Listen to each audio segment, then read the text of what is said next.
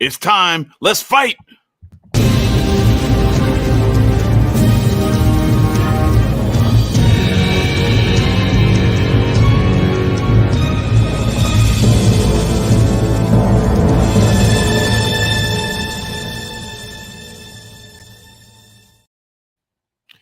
So our quote for the night is from none other than St. Basil.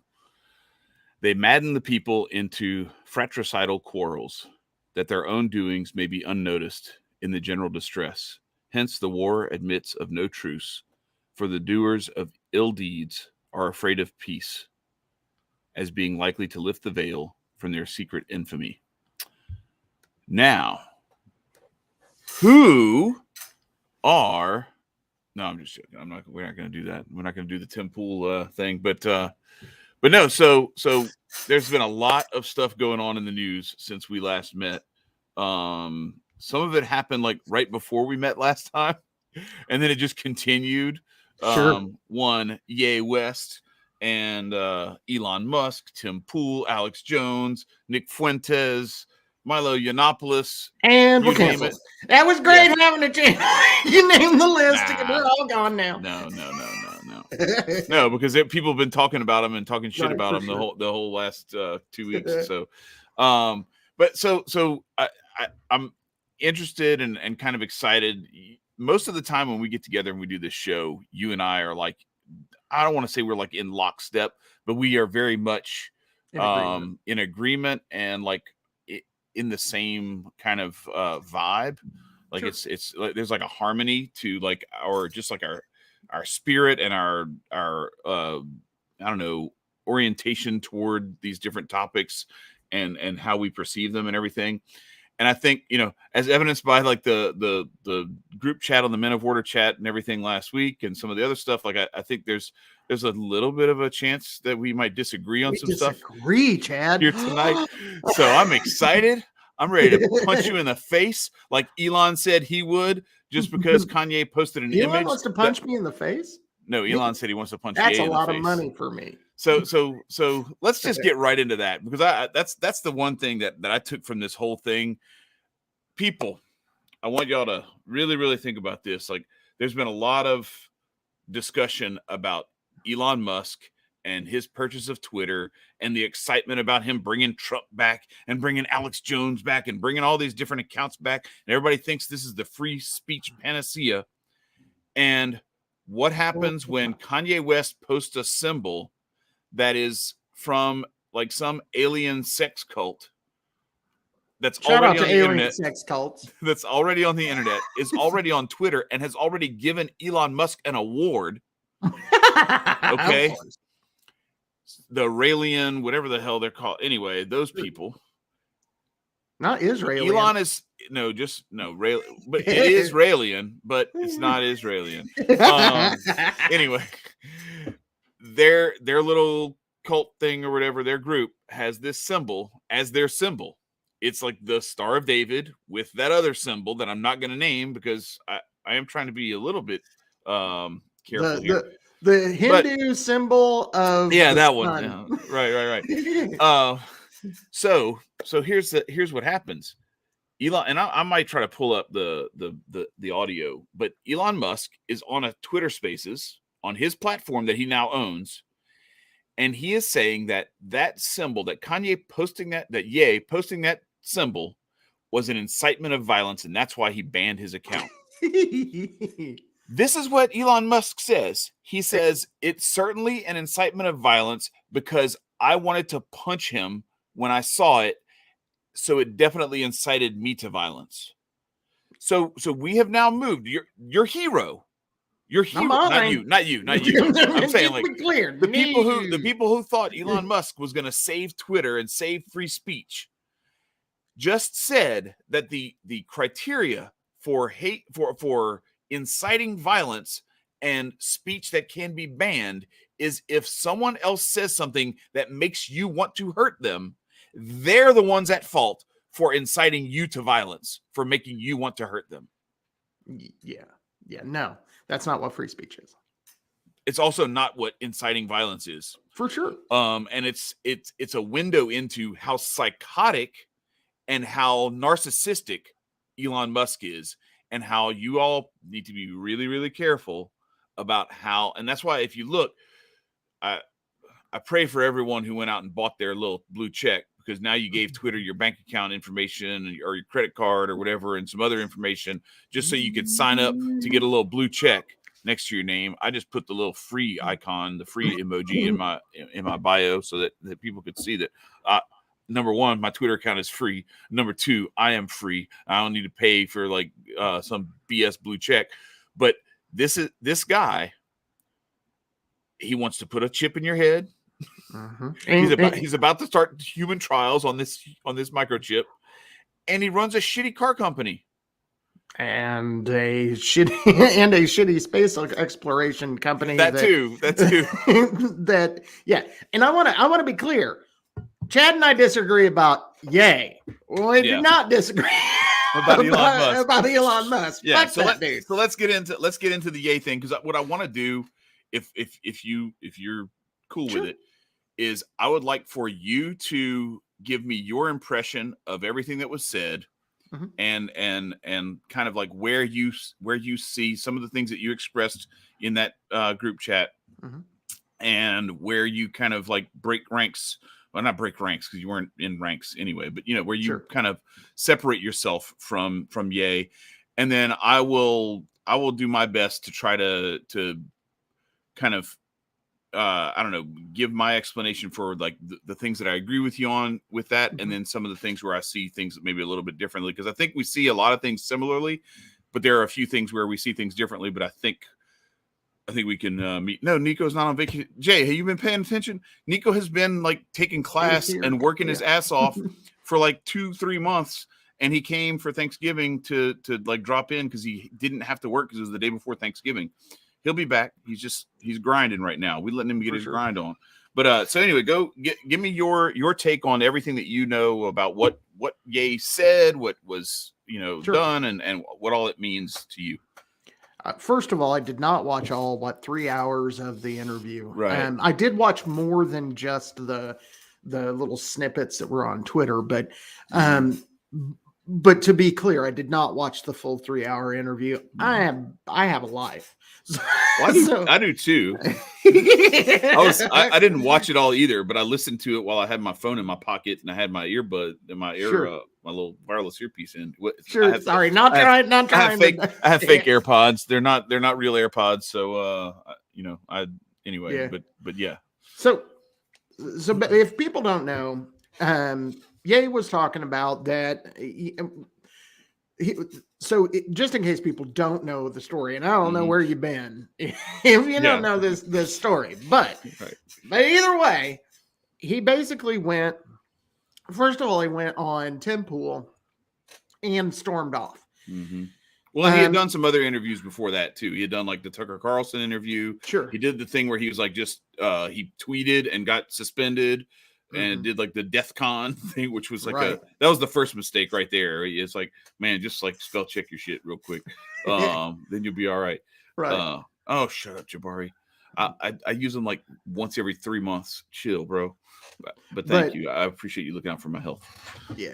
So anyway, go ahead. So he threw a big fit, more or less, on Tim Pool, and the largest because I haven't watched all that either. There's a back scene thing. I didn't go check that out, but he said back scene, YouTube, like back in the back of the studio. There was a scene. Yeah. He didn't say anything about that other stuff that they're trying to inject. They knocked my ass for saying back scene.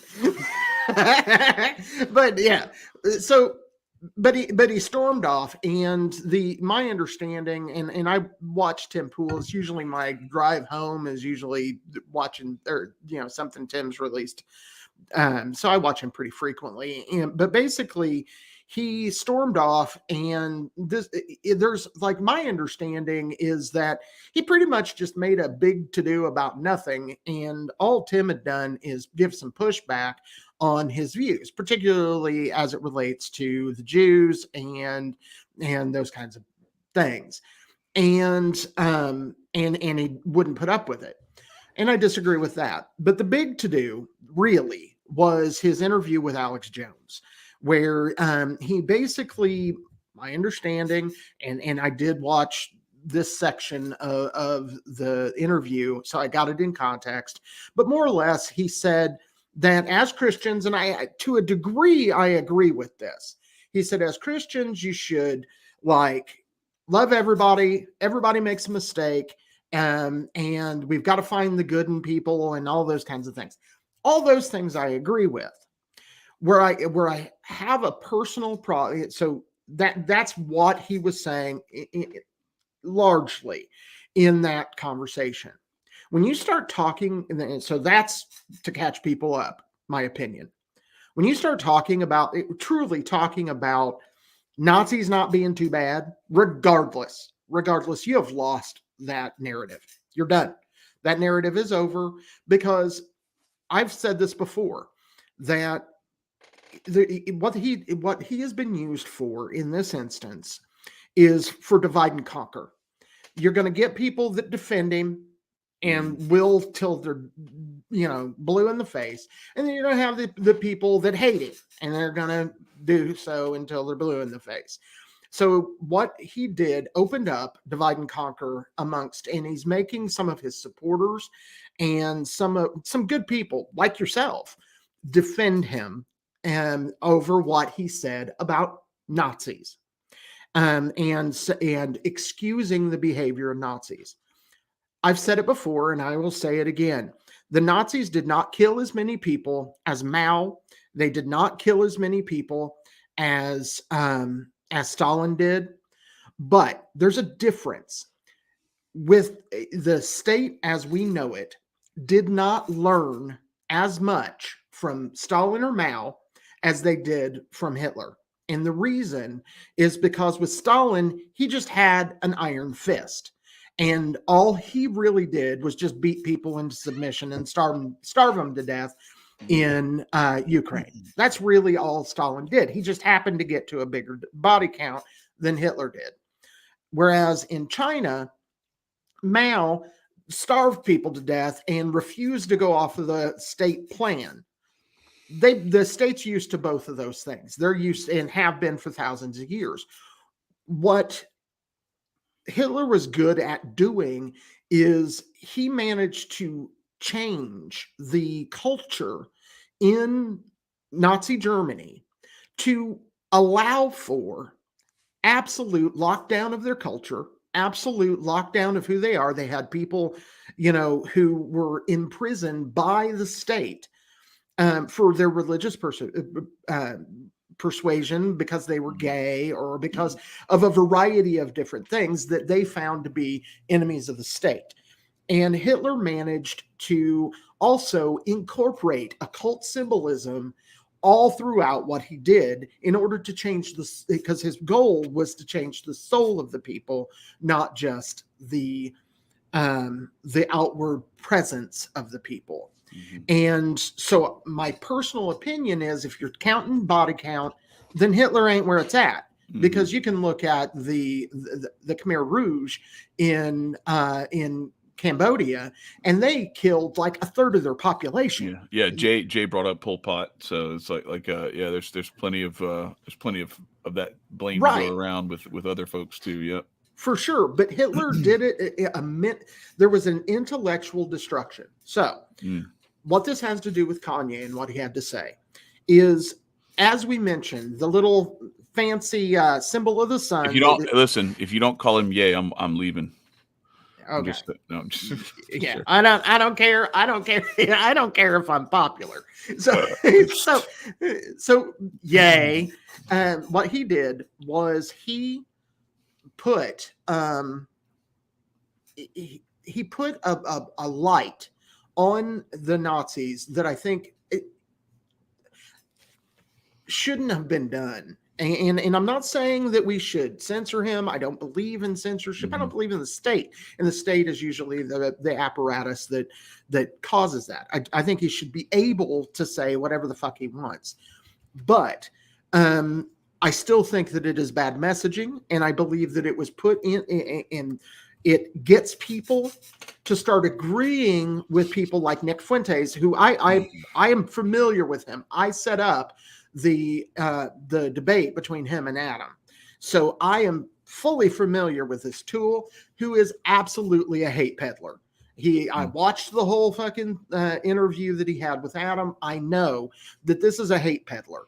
This is somebody that not only is just a bad person, but Ye has associated with him. No matter what Nick Fuentes is, he is not a religious person. I don't care what he personally says he believes. God has very little to do with him.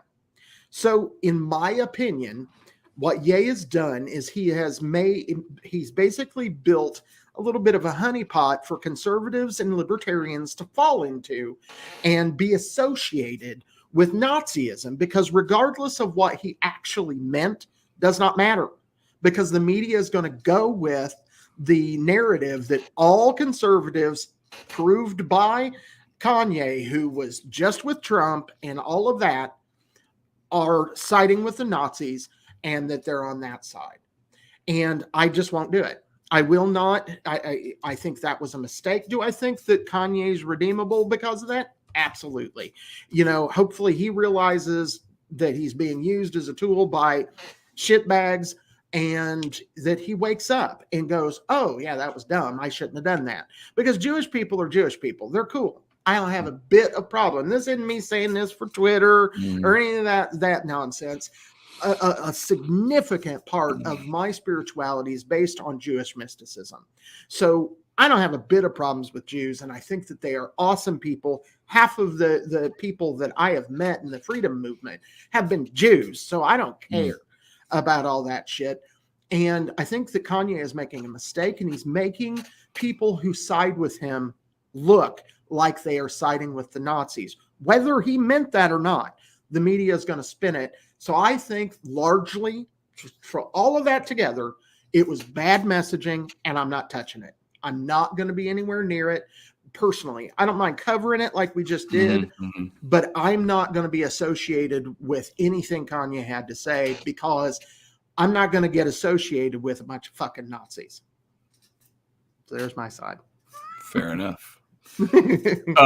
No, so I actually agree with you on like Fuentes, and I think that's where some of this, a lot of this stuff comes from. And I don't know, it's kind of interesting. So I want to like go down a little bit of a path with Fuentes juxtaposed with the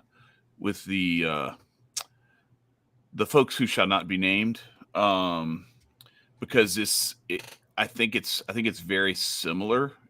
So you have Nick Fuentes, who, by all observations that I've done with him, uses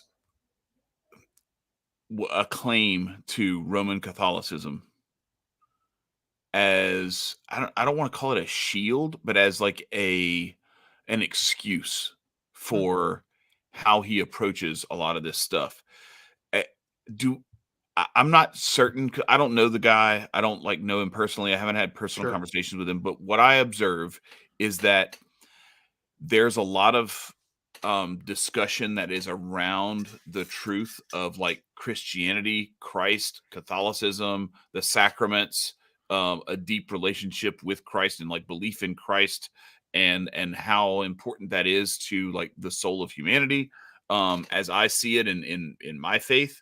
But then I also see like a deep and very dangerous and possibly destructive materialism that comes with the way that he approaches these things. Too much of what he's talking about is not about the soul and is not about a personal, the person of Christ and a personal relationship with that person of Christ, and is more about the outward manifestations of the fall from grace that humanity has found itself in and has I don't know, I guess perpetrated on itself, because I don't think we just find ourselves there. I think we do it to ourselves. Now, the reason I want to say that I juxtapose those things with the folks who you aren't allowed to talk about is because what's interesting, and I went back and watched today. I had I drove like 14 hours the last 2 days. Yeah. So I just play these little YouTube videos while I'm driving. And I just listen to them. And it's crazy because normally Ian Crossland like really bugs the shit out of me on Tim Pool's show, because he's very like, especially when Hotep Jesus was on there, he was saying a bunch of stuff that was like just contrarian to be contrarian. And it was like he can be stubborn, but he's very like, he's got this real kind of weak, but he was the only one that I actually agreed with on this particular show. So I went back and watched the Timcast where they had Alex Stein on, and they actually talked about Kanye about Ye. I guess I got to leave now because I said no. Out of here, Chad. But anyway, and I will say, like, I have a disagreement on the characterization of what happened when Ye was on with Tim Pool, but I'll get into that in just a minute, because I think I have a different impression of how that thing went down. So here's what was discussed on that episode with Alex Stein. So Alex Stein's on there, and you could tell there's some stuff where he was definitely trying to like be safe. And then he was also trying to be Alex Stein, which is like very provocative and very, funny and edgy. And but he's really, really funny. Like his wit is second to none. Anyway, Ian Crossland, I was like, I'm blown away. Like I'm totally vibing with where he's going with this. Like he was talking about this from the standpoint of like that there's something wrong with humanity, and that Ye is like trying to tap into it, and that's kind of where he's going largely. And that like some of what he's been put through is very real and is very much concentrated with it's only natural that like if a bunch of dogs attacked you, that like you're gonna have like a certain impression about dogs, even if it's not something that you are. But like he's had a lot of people around him. And the point that Ian Crossland made, that he brought to light, that I wanted to focus on, that kind of connects it to the Nick Fuentes thing, is Nick Fuentes. I don't look at him like a true, like real Christian Roman Catholic in the sense of, you know what I'm saying? Like there's a lot of stuff that breaks with Christianity, with Catholicism, with the way that he handles himself. Right. So then I look at what Ian Crossland brought up was, you've got an ethnic group of people who come from a certain area of the world, right? That is one claim, but that it is also intertwined with a religion, Judaism. Right. But then you have all these people who are like pagan, atheist, not at all practicing Judaism. Right. But then that's the card that gets pulled every time. If you say anything that points at the mafia type of activity, and I'm trying to be really, really careful because I understand what platform we're on and what that means and everything. And Reed Coverdale, I don't know why his channel got zapped recently, but we've already gotten a strike from the thing with the God forbid you show the Democrat Party for what they are, with the KKK hoods and the AR-15 that I can't even remember his name. The Grand Anarchy, soon to be on the guy running for Congress. Yes, exactly right. So already on Odyssey. But so when this is what was crazy about that. So when Fuentes was on Alex Jones with Ye, and this is what's troubling for me, is that he's influencing Ye, right? And so some of this stuff where Ye's pain and what he's actually been through, and some of the very real, like, look, let's be honest, Hollywood, the media, banks. There's a lot of that stuff that has a common thread that I'm not going to mention. Okay. Sure. It is what it is. All right. Moving right along. When Nick Fuentes hears that and he somehow finds a way to attach himself to Ye, now he can start to drip like Grima Wormtongue, his little stuff into that. And so now Ye is being influenced because it's like you're getting kind of like hyped up while everything else around you is being destroyed, and all the people who you used to think you could trust are doing everything in their power to ruin your life, take your kids away, put you in prison, all this other stuff, right? So that's happening. Nick Fuentes starts talking about Hitler on Alex Jones's show and says he was a Christian. No, he was not. He was like in the Thule Society doing all this weirdo pagan like runes shit and everything. Yeah, he had plans to switch out. This isn't his secret. He was trying to destroy Christianity and remove all of that stuff and put himself in the place of Christ. He was definitely not, and that's the thing too with Fuentes that I'm. Hang on, I was getting a little dry. All right, so what I'm witnessing with Ye is, as you watch, and the probably the most interesting, or maybe it wasn't on the Alex Jones one. I think it might have been on the because he did a thing. It's on Odyssey with Gavin McInnes, where Gavin McInnes went and tried to talk Ye kind of off the ledge, so to speak, where he called it saving Ye and saving him from his anti-Semitism and whatever else.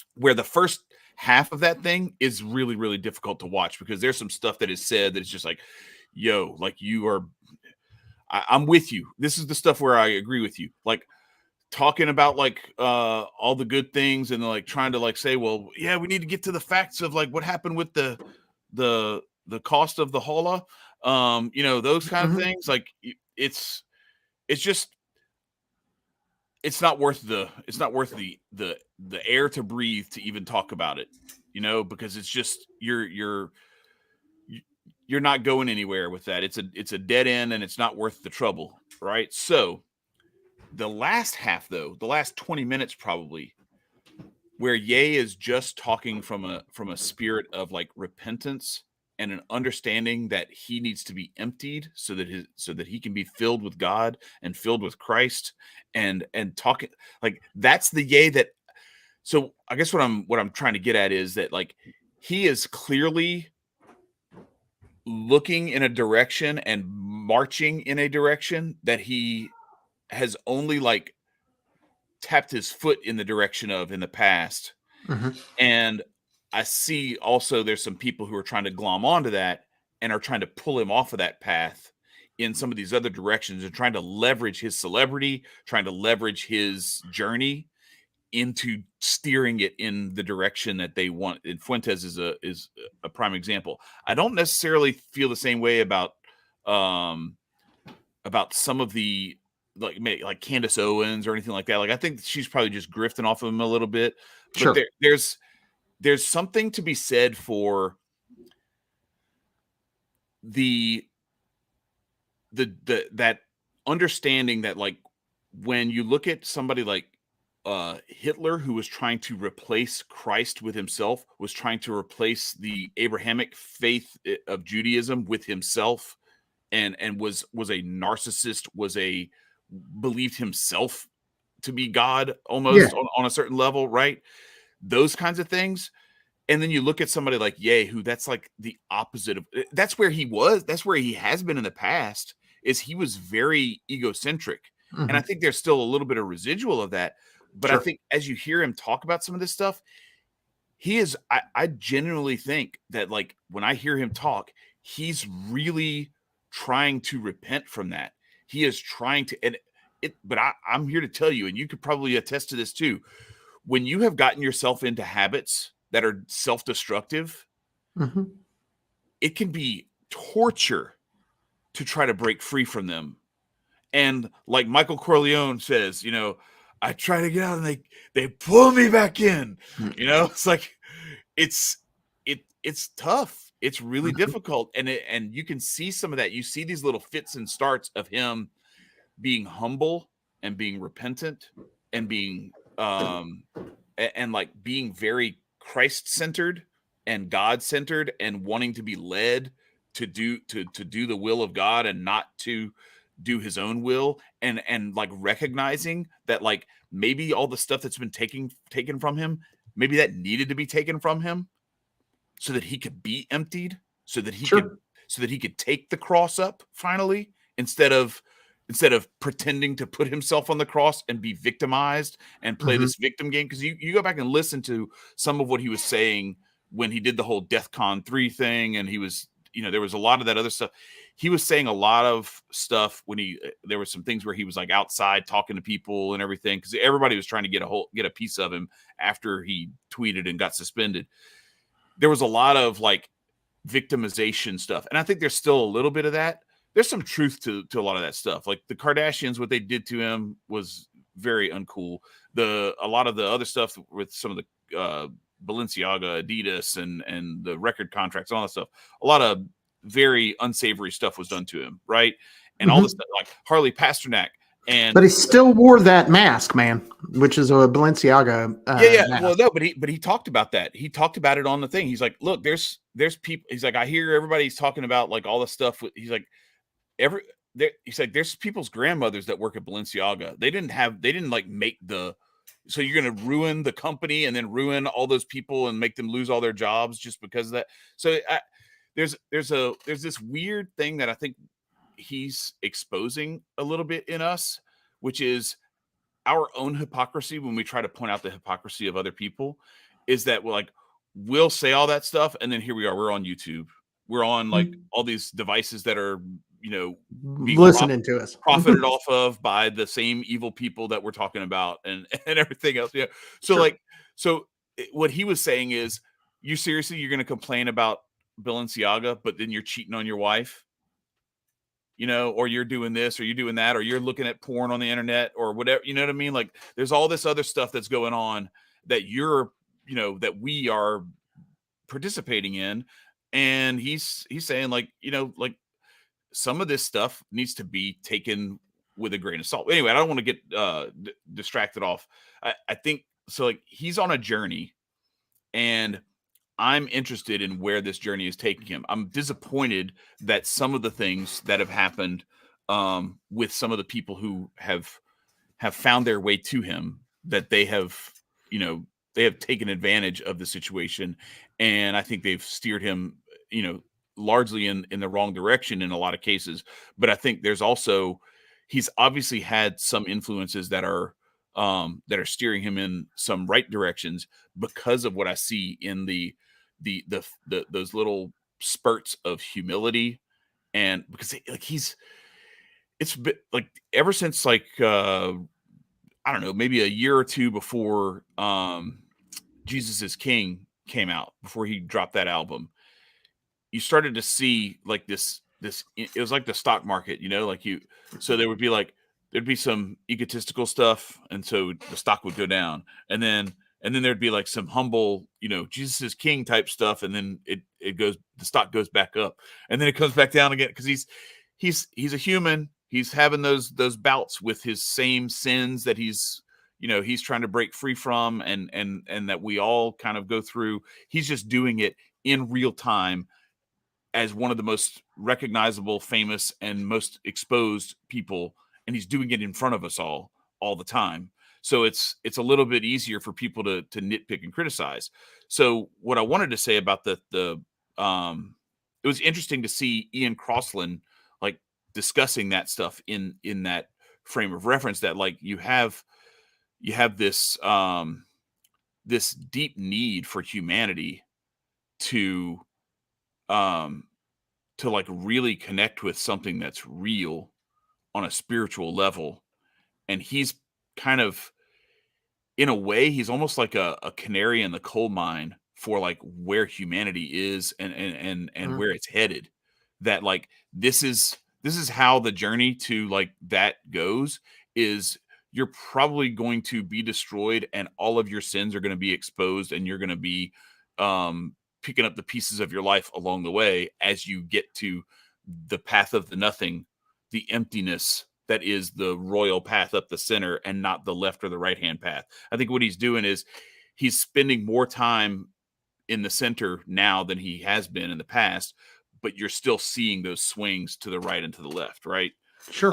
Which is the serpent path. Yes, yeah, exactly. And it's but it's all still like I see him more times coming back and like remaining in the center a little bit more than he was before. So the thing I wanted to say about him walking off of the Tim Pool show was I watched it from the beginning, that episode today for the first time. I had never seen it before. So I've seen people comment on it. I actually watched Tim Pool commenting on it because the way they started off is they started off with the little piece right before he walks off. Mm-hmm. If you watch the first 15, 20 minutes, here's the trick. So Tim Pool's full of shit. And I'm going to tell you why.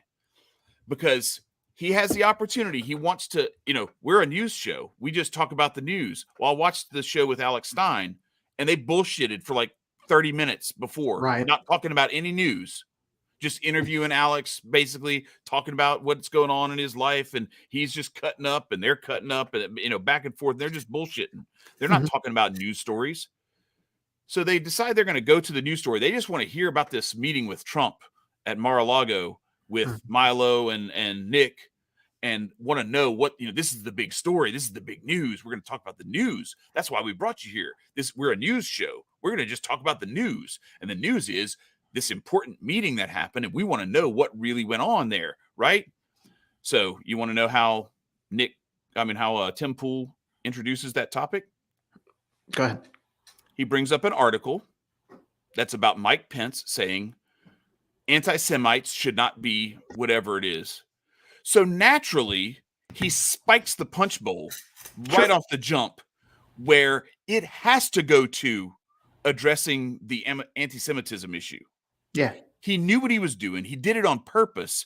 And then he tried to bullshit and play like he didn't mean to do that. And that they were just talking about, if y'all were talking about the news story of the dinner with Trump, there are plenty of stories that were just about Ye going to meet with Donald Trump and who was there and all that stuff.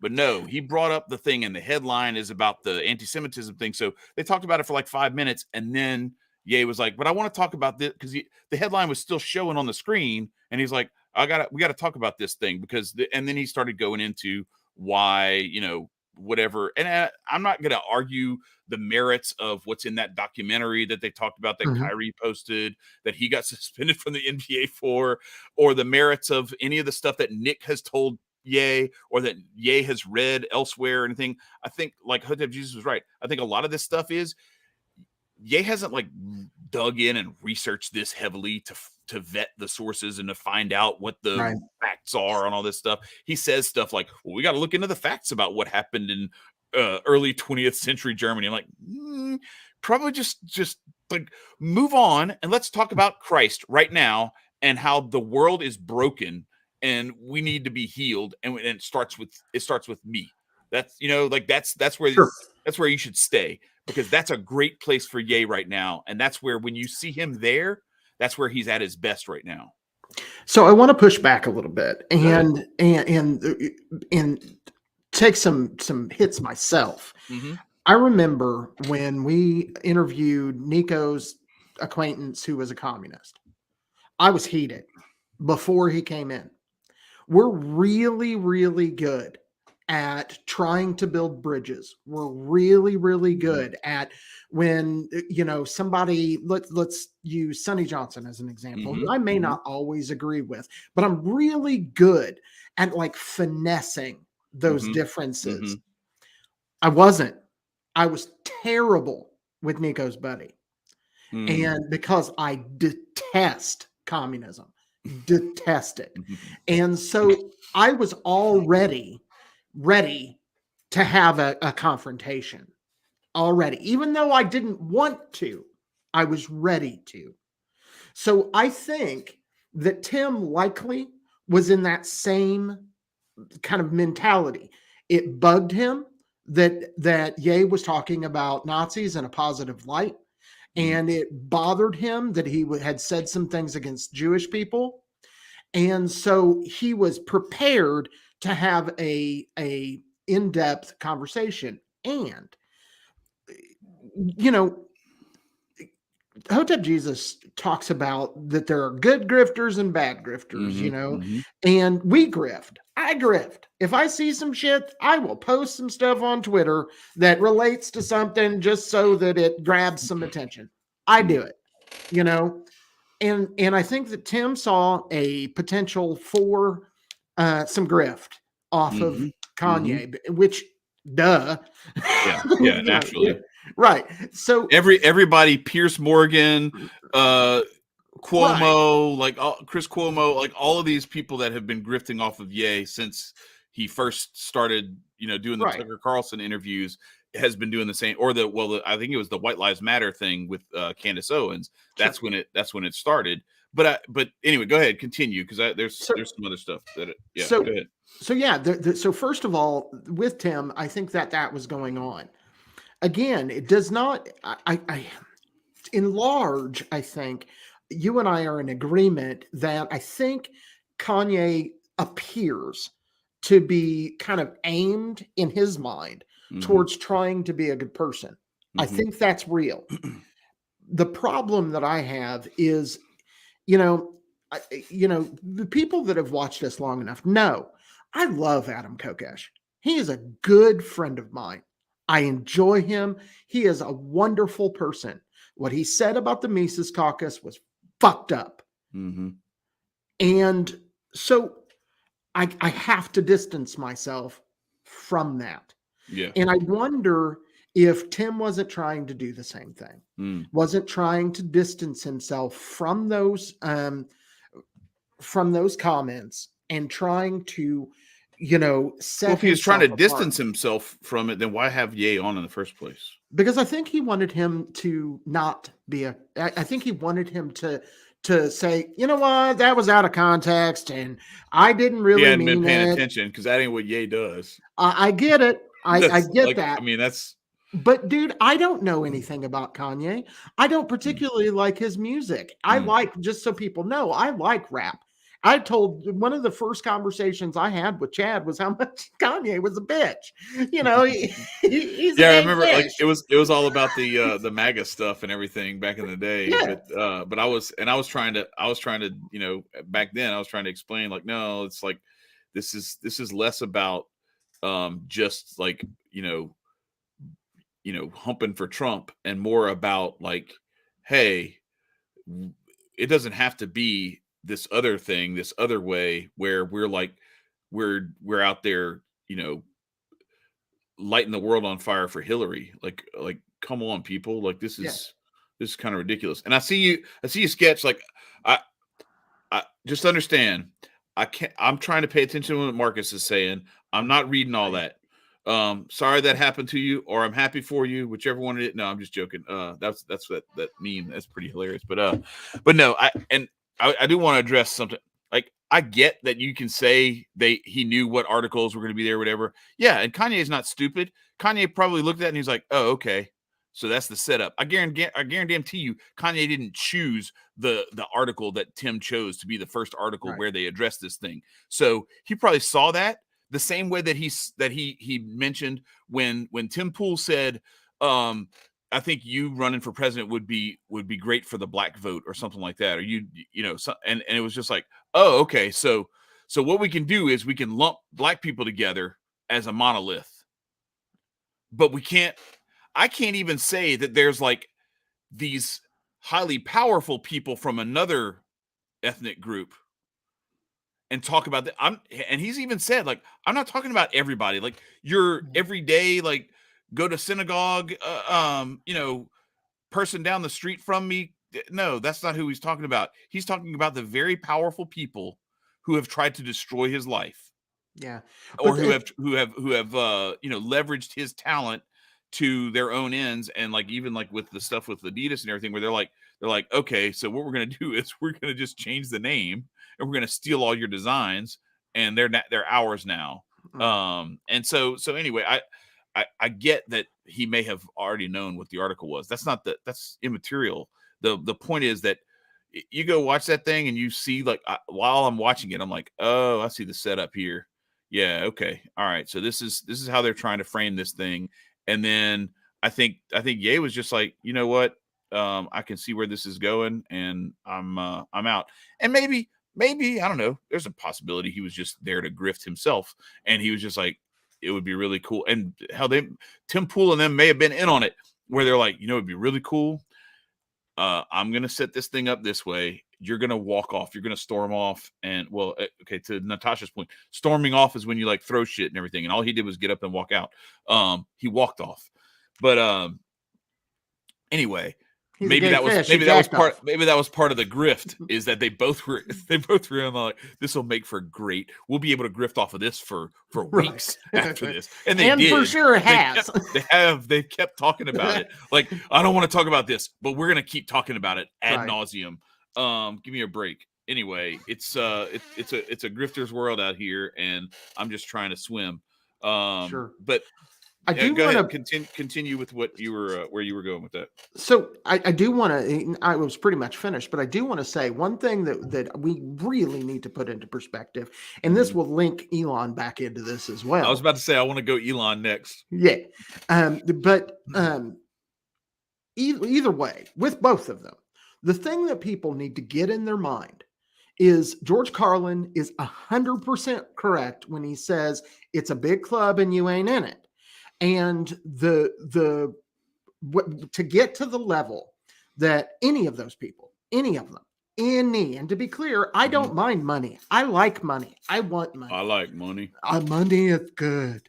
But, you know, so this isn't me saying don't earn a bunch of money, but the facts are, in the world that we live in order to, in the society that we live in, particularly in this country, if you are a multimillionaire, and I'm talking over $100 million, the chances that you have bent a knee to the powers that be, the powers that should not be, is enormous. Elon Musk took the whole dick. He took every damn bit of the dick that the powers that should not be gave him. He took it all. And swallowed with pride. Now, my personal opinion is, he's not at that level yet. He's not at Elon Musk level. He's just not there. Clearly not. Yeah. So he just licked their balls. He's just been licking upon the elite's balls, because either one of these people, in order to get to the positions that they are in, they have bowed, they have taken the knee, and they have done something that the occultocracy wanted them to do. They're both sold out. They're both. Now, I hope for Kanye's sake, and for that matter, for Elon's sake, that they are trying very hard to get back to that path towards goodness. I hope that for both of them, that they're doing that. And I think I have more hope for Kanye than I do for Elon, because I strongly worry about Elon. So do you want to kind of bring the Ye conversation to a close? Yeah, first I can't. I gotta address what Sketch is doing in the chat. Like, this is ridiculous. Sketch, listen. All I'm saying is that Tim's full of shit. I didn't say that Tim owes Ye anything. I didn't say that it's Ye's stream, it's Ye's channel, or any of that nonsense that you're saying. Like, it's all I'm saying is that you watch other Timcasts, and the latitude he gives to a lot of other people to say a bunch of shit is a lot greater than what he did with Ye. And Ye doesn't have to like sit there on the channel and give him his time if he feels like he's taking things in a direction he doesn't want to go. Whatever. Like, it's and to defend Kanye just a little bit. I mean, come on. He is on. Tim Pool ain't shit compared to Kanye. That's just a fact. Kanye was doing him a favor to be there. Yeah. Because the audience that Kanye brings, that Ye brings, or whatever the fuck he's going to call himself next week. I mean, I think it was mutual. Like, I think for the purposes, because of where Ye is in terms of like platforming, like nobody, like very few people at this point are willing to bring him on anymore because of what happened with like Cuomo, then Piers Morgan, and some of the other different things, Tucker Carlson, where it kind of torpedoed them with because of what you're allowed to say on some of these bigger platforms and everything. Sure. And for what it's worth, I didn't say you can't say vaccine. I was making a joke about what Marcus said. So like, you can try to call me whatever kind of little punk bitch you're trying to call me or something. But it is what it is. Like, yes, he is full of shit. He's full of shit because the way he characterized everything was a complete farce. Like, he knew exactly what he was doing. He did it. And then he acted like he was surprised that Ye did what he did. And I think that was a joke. But anyway, so bringing it back to Elon, because now we get into man who want to stick chip in your brain and give your Twitter account over to the government in order to make everything a possibility. Yeah, I'm sorry, that's coming. That's nothing compared to the much more sinister thing that is being done as we speak. What he is actually, what they're, and if you watch this, I can't remember his first name, Hotz, Hotz is his name. This is the guy who apparently, like back in like 2007, like did the first jailbreak of the iPhone so that you could use it on any service provider. Like, this guy's like I think he's like 17 years old or something when he did it.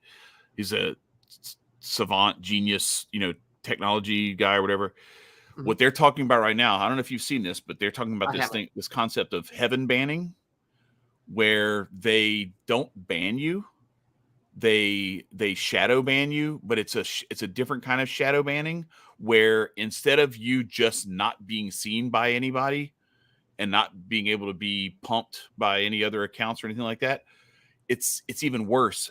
What they're going to do is they're going to have a bunch of imaginary friends, bots, follow you and cheer you on with artificial intelligence and like get you just siloed into your own brain, where your imaginary friends are going to pump you up and make you think. And so who knows where that goes? We've already seen what some of this stuff happens with these school shooters and things like that.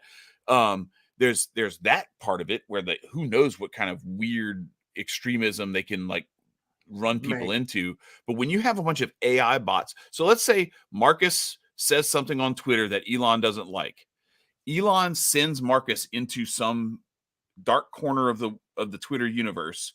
Marcus doesn't know this. Marcus keeps tweeting. Marcus gets 300 likes on his post, all from bots, and comments under that saying, "Oh, this is a great point, Marcus." And it's all like this artificial intelligence generated comments to make it look like they agree with what he's saying, and they're pumping him up and everything. Now Marcus just goes about his life thinking that he's getting on the right way, organic engagement from really good, smart, freedom loving people. Meanwhile, Marcus is talking to absolutely no one. Yeah. And Marcus is having demons or some sort of other sinister AI forces like the Matrix tell him shit that who knows what direction it's going Nick in. Fuentes. Yeah, no. And that's a great point that you brought, that you made that connection, because that's the danger, is that now what happens if they start to pigeonhole people into these extreme type groups, and we aren't allowed, like, part of the thing with free speech is that, and we talked about this like almost 2 years ago with Corey and Saul G, sure, where they said they were trying to start their own platform and everything, and it had legs for a while, but then it started to tail off. It's hard to do that. It's really hard to compete with these people who are getting funding from Soros and whoever the hell else. The government. And the governments, right? But these big mega corporations and donors and all this other shit. Anyway, what Corey said was, you can say whatever you want, but you got to deal with the comment section. Mhm. And that's how this is supposed to go. Like what were we watching? Oh, I was watching. So again, I drove like 14 hours the last 2 days. So one of the things that came up in my YouTube feed as I was driving home yesterday, I think, was Jason Whitlock. He had I can't remember his name, Nathaniel something. He's with the Hebrew Israelites in Brooklyn. And when they all showed up in their purple and gold to outside of Barclays to support Kyrie a couple of weeks ago, Whitlock had him on to talk about that. And what Whitlock was talking about was that he started off the show showing the Phil Donahue show from back in the day. When Phil Donahue would have like Farrakhan on, he had David Duke on, he had Khalid Muhammad on, he had all these different voices, and he had like people in the stands, and there's all kind of stuff. Like there were like KKK members in the stands, there were Nation of Islam people in the stand. Like it was, but people got to express themselves and they got to talk through this stuff. And if somebody said some dumb shit, people checked them on it and told them why it was dumb and corrected the record with their own interpretation of things. And so where we are right now is that is not allowed. You can't say anything unless it falls into this allowable opinion matrix that they have created. And if you dare do that, you will either be deplatformed, or now in Elon Musk's new, if you look at the thing he said, you have freedom of speech, but you don't have freedom of reach. So what we're going to do is we're going to, and he keeps posting this weird picture of like the hate speech stats and like how hate speech engagement is down. And he's proud of this because, first of all, what's hate speech? Elon decides and defines what hate speech is. So, and then he's applauding himself for suppressing engagement on speech that he doesn't like. I got to pause for just a moment because you're not paying attention to this. Sketch listen. Chad isn't saying that Kanye's perfect. Chad is also not supporting anyone for president. You know, none of this is going on. What Chad is trying to say, and Chad and I are slightly different in our opinions, but the difference, but the thing of what he is saying is still true. Kanye is redeemable. Elon, as I said earlier, is still redeemable because I believe everyone, even George Soros is redeemable. Even Bill Gates is redeemable because I believe everyone is redeemable. Now, that being said, I have to go back. I had a conversation this past weekend that where Aaron and I had a long conversation and about Aaron, who we've interviewed, who is my brother-in-law, for those people that don't know, is also a Seventh-day Adventist minister. He was giving me pointers about how I could find the beginning of the state in Genesis where Cain and Abel make the break, because the next thing that happens is Cain goes out and basically starts what we call civilization, but more or less what he started was the state. And Abel did not do that and was completely devoted, or the people who followed Abel were completely devoted to God. So yeah, I was going to say Abel wasn't around. Right. Abel was killed. Right. but the people that followed Abel did not do that. And he was giving me ammunition to talk about taking down the state. I get that you don't like Kanye. I don't like Kanye. Chad does like Kanye's some things about his personality, some things about the man. He likes his music. That does not mean that Chad wants him put on a pedestal and made a god. And I'm just recognizing the influence that he has had to lead people into some destructive patterns and behaviors in the past. And I am hopeful that the parts of the path that he is on right now that lead to a much more productive place are what get fostered, because I think that in the same way that he was leading people culturally into a negative place. I think he could help to lead people into a positive place. I'm not worshiping him. I don't put him in the place of Christ or anything like that. I hope he legitimately gets to a place where he truly is able to put Christ first and let some of this other stuff go.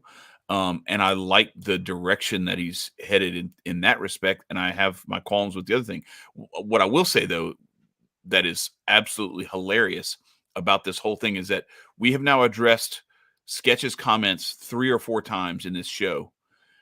And Sketch is talking about how, well, I guess it's Kanye's stream. It's not Tim's stream. Like, well, is it Sketch's stream or is it me and Marcus's stream? Because the comment section being flooded by one person the whole time.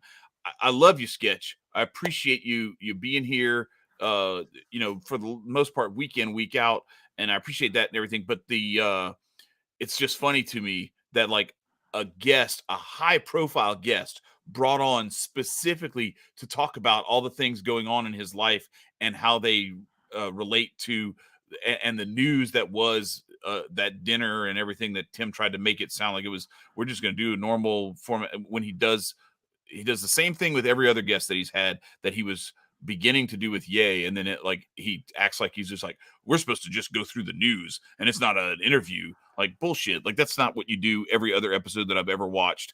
And It wasn't going all that differently. And he was just trying to explain something. Anyway, whatever.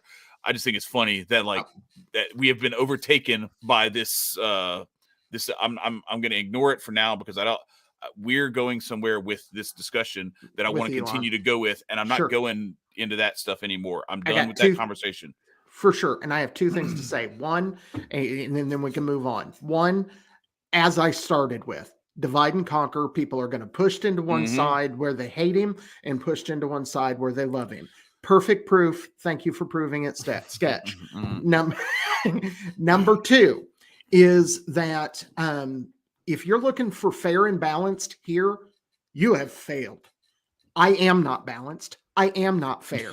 I will never be balanced and fair. I do not even desire to be balanced and fair. I am an anarchist. I believe the state is evil and is a tool of the powers of evil to take down the human soul. I am going to fight with every bit of my being in order to get that to end.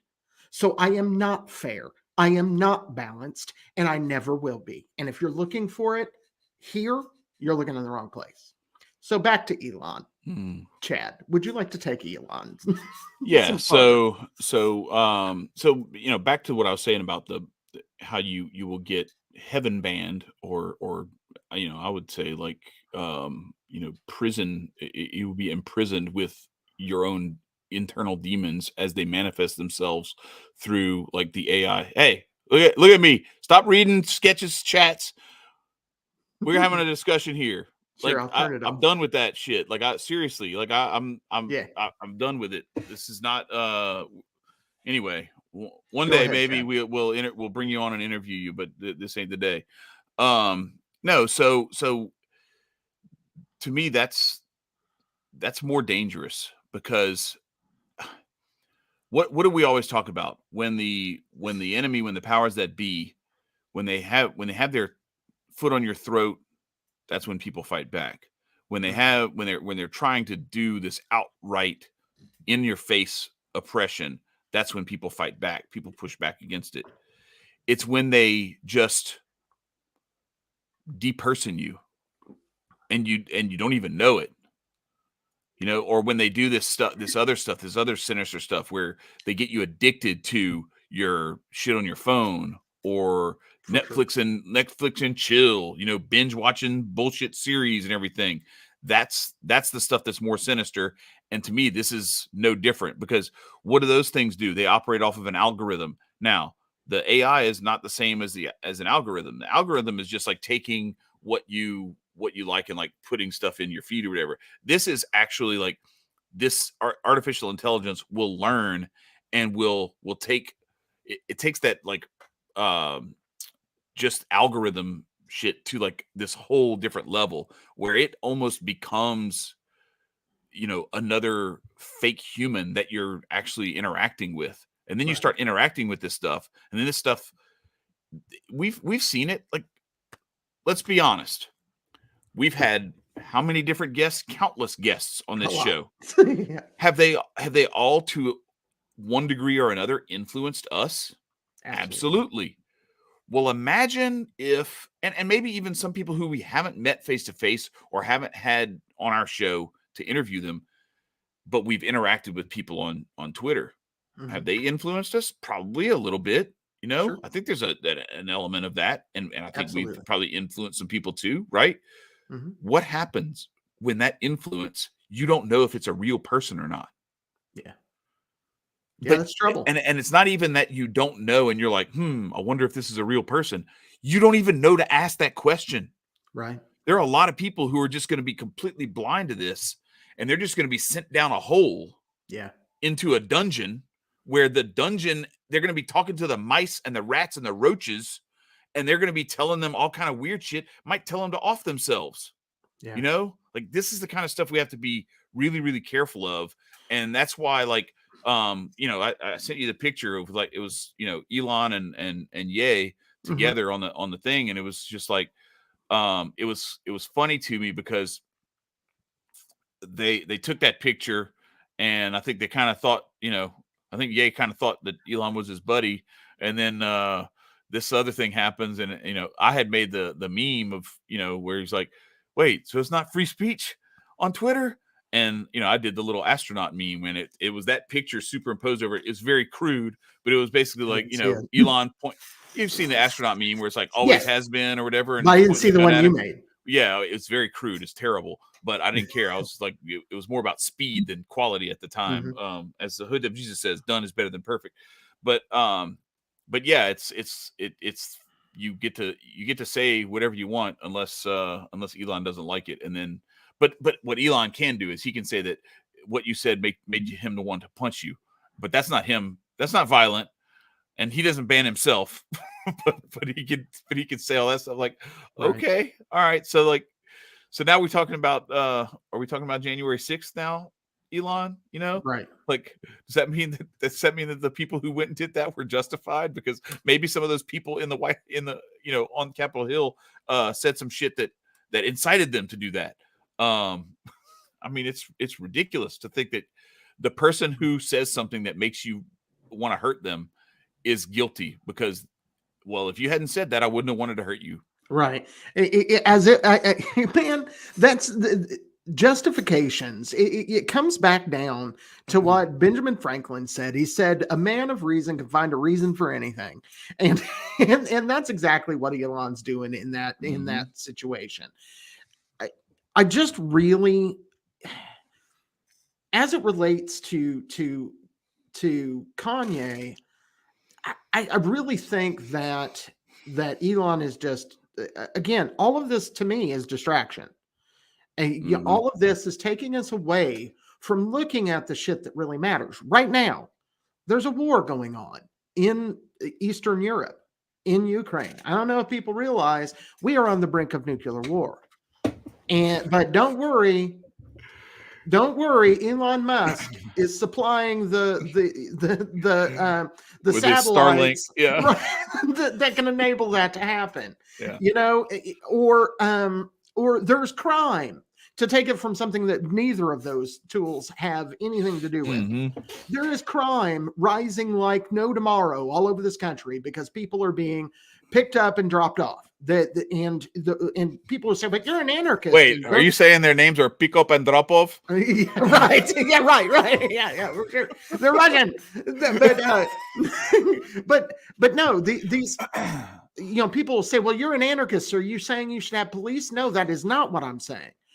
Let me be clear. Right now, we are still under a state, and people expect the state to do X amount of things. They expect the state to protect them. They don't have firearms, as an example. By and large, most people don't have a firearm to protect themselves. Their home isn't protected by a firearm. What they rely on is having a police officer come to their house. I realize as an anarchist that doesn't really do anything, but people expect that to happen. What has happened over the last 10 years or so is that the cops don't even do that. They don't even fuck with the bad guys at all. The only people they fuck with are the good people. Because they might get hurt if they go investigate a murderer, or they might get hurt if they go investigate a gang that's doing some shit off in wherever land. You know, so they mostly their highest ROI is messing with peaceful people who are likely to give them what they want without any fight. Correct. Whereas in an anarchist society, in a voluntary society, we would all expect to have to take care of ourselves. We would have to, everybody should have a firearm, or at least their neighbor should have a firearm, or whatever it is, because maybe you have a community that works together, or whatever it is. But unfortunately, in the society that we live in, we're expecting, and I say we as in all of the people in this country, expect the police to handle things, and that's breaking down. So, in the economy, regardless of how often Joe Biden wants to walk his fat ass out and talk about how everything is booming, shut up.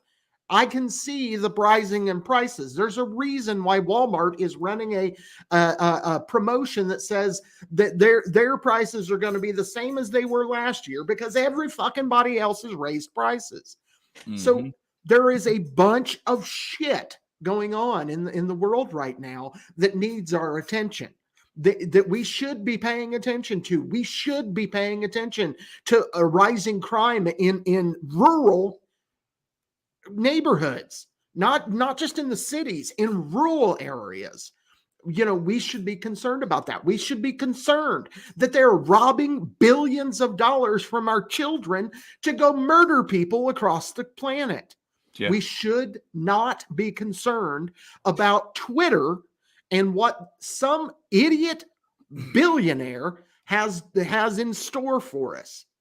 And if we are concerned about it, we need to look into what his plans are. Because if you let that tool, because he has brought you free speech on Twitter, if you let that tool put a fucking chip in your head and allow your brain to be hacked by him or whoever he lets, and to be clear, like Jehotep Jesus pointed out today, the FBI sanitized what they've been putting out. If you let that tool into your brain, you are a bigger idiot than anyone I can name.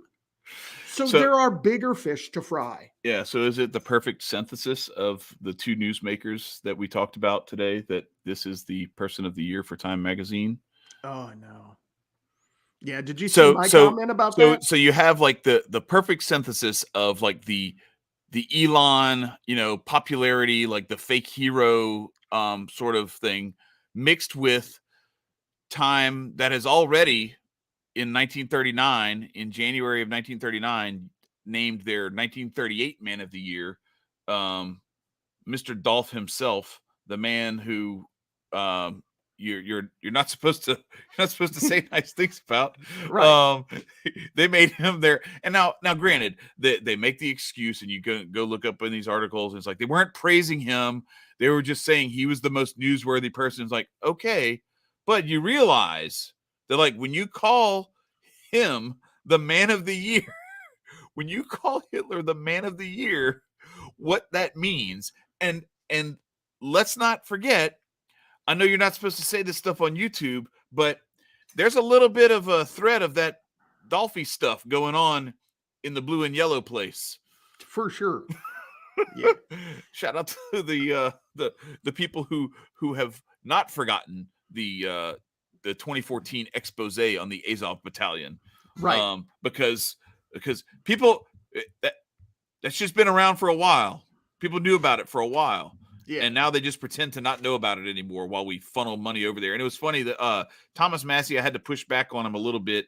I had to quote tweet him the other day because he put something out about like, why are we looking at all this stuff with PayPal and Venmo for $600 transactions when we're, shouldn't we have the same scrutiny for the money that we're sending to Ukraine or whatever? And I was like, I had to quote you. And I was like, listen, bro, I love you. You're a good freedom fighter and everything, but this is a dense comment because this is hand in hand.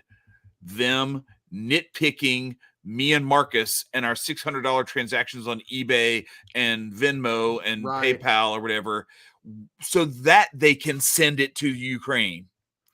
It's the funding source is nitpicking everyday people, nickel and diming them to death. Amen. To send the money over there. That's where they get the $75 billion, the $150 billion, whatever the number is at this point. Absolutely. That is facts. And I'm looking for what I'm doing right now is looking for the meme that I made, but I don't think it's on this computer, that where, you know, I basically put the Ukrainian flag, and I'm not going to find it. I put the Ukrainian flag behind a SWA thing. Oh my God. I know, I almost said it out right. Yeah. But I put the Ukrainian flag behind it and said, would you still have, if their flag looked like this, would you still have it in your Twitter? No, what you should have done is just done the Zov one. That's the one you should have done. Just put that one, because it's just like it's like a little it's kind of like the same thing that the Raelian people and the Ye put on the thing, where it's like, hey, I just remixed it a little bit. Right. You know, that's all they did. Is they got the SWAS remix. Right. Well, and what's funny is, you know, that's what I'm going to call it. It's the remixtica. The remixtica. You know, one of the things that's funny about that, dude, is there is a shit ton, because that the I can't. There's another name for the particular for the SWA that is used. I can't remember what it is, but anyhow, there is a bunch, and I mean a bunch of different groups that use a 6-pointed star with that. The Theosophical Society is one that comes directly to mind. Okay. Yeah, I don't know about them. Yeah, they're Madame Blavatsky. Now, people they influence the Thule Society, so people are going to get there with it. But there are a bunch where they mix them because, again, that symbol is a symbol of the sun in a bunch of cultures. So in reality, that's not a bad symbol. We just can't fucking use it anymore because Hitler ruined it. Yeah, wasn't it like on Buddha's belly or forehead or something like that, and some stuff? And it's on Ganesh, which is a Hindu god. Oh, it's Ganesh, okay. Yeah, he's on it's on a bunch of Ganesh stuff because it's one of his symbols. He's a solar god. Yeah, it's sun symbol. Yeah, and that's the thing. So much of this stuff that is co-opted, and it used to mean one thing and it means something completely different now. But that doesn't mean that it's not like good advice to just say, all right, I guess they got that one. I'm gonna not use it anymore. For that reason, like I try to find other ways to display colors besides the rainbow at this point. You know what I'm saying? Yeah. Like it's like, well, let me not send any mixed messages. So that's the thing that's the most disappointing about all this, is that for all of the good things and the good influences that I think have influenced Ye, who is like on this journey, is that there have been some negative influences too that are still, and the sooner he starts to filter and figure out who the people who are leading him the proper way and who the people are who are leading him astray, and distances himself from the people who are leading. Like, I actually think it's probably a negative thing that he kind of pushed Milo Yiannopoulos away and kept Fuentes around. Yeah. I think if it had been the other way around, I'd be like, oh, okay, there's, but redeemable. I'm hopeful that there's some other, as he's gotten influence from some other people, that he will start to see that. But again, this is not to say, this is because this is the topic we're talking about. I'm not sitting around like obsessing over this all the time. Sure. That this is my whole reason for existence. Like, I get up every morning and I read the lives of the saints, and I pray, and I've started like rewatching my videos from last year and then reposting them again, because it's helpful to me to watch them again, to just kind of you're getting to enjoy relive. No, it's well, being able to enjoyed it, being able to relive what I read last year, because I'm reading something different this year. So, but it only takes me 2 minutes to watch those videos again. So Yeah. instead of reading for 20 minutes and then consolidating it into a 2-minute video, I just watch the 2-minute video now. It's very convenient for me. But I've got other stuff that I'm doing with the lives of the saints, and that's the thing. I would recommend that for everybody. And I want to thank, Cyprian Vinarmani for turning me onto that, because it's been a real help to look at what happens. And I think that's where, like, again, with Ye, as you start to see him look at what I think he's been kind of martyring himself in a way that is very unflattering, because it's very egocentric. He's starting to turn into more of like, I needed to have that happen to me. I'm glad that it happened to me, because the more you embrace that, we talked about this when my whole hacking episode happened. It's like it brought me back to ground, that, like, if they take everything from me, I'm reminded now that the birds in the air and the they neither sow nor reap, yet the Lord provides for them. Right. Why would he not provide for me? And it may be that I have to wait until after this life to have what is due to me, what he has in store for me. It is that way. Yeah. But in the meantime, along the way, to the extent that I need to survive to learn whatever I need to learn in this life before I pass on to the next one, I have to remind myself that, and we should all remind ourselves, every one of us, first of all, we were created for a purpose, and we are still here. God has maintained our existence for a purpose. Agreed. So the sooner we find that purpose, the better we are able to live it. And the only way we find that purpose is by getting rid of the things that keep us from that relationship with God, and doing everything that we can to unite our will to his, because ultimately it's like if you had a car and the cars just pulling to the left all the time. Well, you're going to go get the front end aligned, right? Or pulling to the right if you can. Yeah, like right. That's what I'm saying. Like, you're gonna get the front end aligned. You're gonna take care of that, because you want the car to do what it's designed to do. Right? You don't want it to be doing all kind of weird shit that's outside its design. You don't want the gear shift. You don't want all the letters to be out of order, to where when you put it in park, it's actually in reverse, and when you put it in neutral, it's in drive, and all. You know what I mean? Like, it needs to be doing the things it was designed to do. We are the same way. If we are not doing the things that God has created us for, and that he maintains our existence for, and that he calls us to do, we are like that car that is going the wrong. All the gears are messed up. The front end is misaligned. What do? We're going to crash. We're going to create destruction for ourselves. And so that's what I see with this. And that's why I'm hopeful, because, similar to what he said, I love everybody. I want everybody. And I know we've had and we even talked about like Zelensky. We've talked about Elon Musk. We've talked about Soros and Schwab and all these people. As much as we want to ring a bell to warn people, be wary of these people. But I also want to remind people that we also need to pray for these people. Pray for ourselves, that when we have to undergo the test, that we are able to make the right choices, have the wisdom of God, and have a right and contrite heart, but also that the people who need that, who are in these powerful positions, have that same sort of conversion experience, and find the way to where they need to be. And I wish the same thing for Ye, and I wish the same thing for Tim Pool, and for everybody else, anybody who we've criticized. The criticism is not to say I wish these people to be damned to hell. That's not the case at all. It's not my place to judge that. I want everyone to be free. I want everyone to be in union with God ultimately. And so that's where this thing ends for me tonight. Yeah, I agree with Chad, and that, Crowley said, "Do what the will should be the whole of the law. Love is the law, love under will." And he also said, because for him, will was the most important thing that we could do.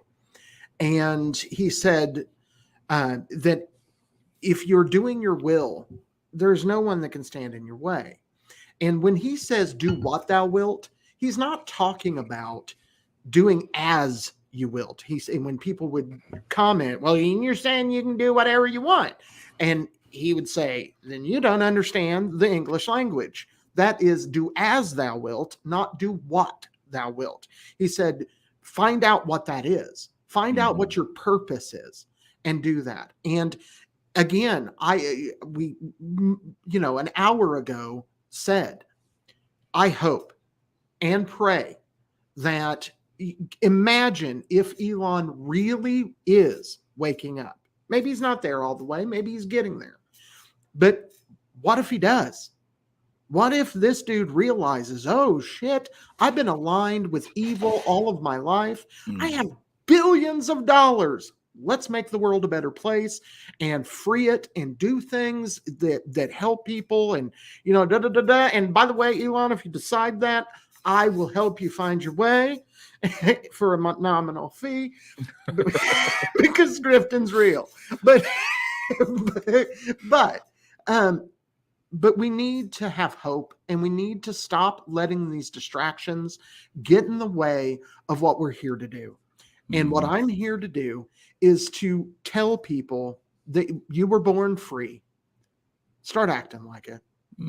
Yeah. And I wanted to say too, like, we started this show off, or you made the thumbnail and the description, everything is about the distraction dynamic duo, right? Yeah. And I love that because that was, so to the extent that it's not a distraction, it's an opportunity to have this discussion that leads us to this, I think, more wholesome and holy place of, and this better direction of like how to understand this. But to the extent that it was a distraction, what is it distracting us from? It's distracting us from that proper aligning your will with the will of God, of making you the best you can be, and emptying yourself of the things that keep you from union with God, and like filling that empty space with the person of God, and also this Hotep and build. Sure. Like, what are you building? How is it getting you? Because we talked about like the divide and conquer thing, and it has influenced it did a number on our piece here. And I hope you understand, like, no bad blood, no hard feelings. I needed to say what I needed to say as we were going through all this stuff. Yeah. but ultimately, I didn't want this to be something that took us out of our Hotep, like our peace and our satisfaction does not need to be disrupted by this stuff. So be careful to not let that stuff invade you and start to put it through the blender, your emotions and your center, your peace, your happiness, but also don't let it get you off of what you're trying to build, because a lot of this stuff, so much of what's going on, whether it's election politics with Herschel Walker and Raphael Warnock or whatever other stuff is going on, all of these things can be so destructive to your efforts to build what you are being called to build. And so it's a multifold thing, because like we do have to function in this material world. Like, we are here, we are human, we are flesh and blood. Sure.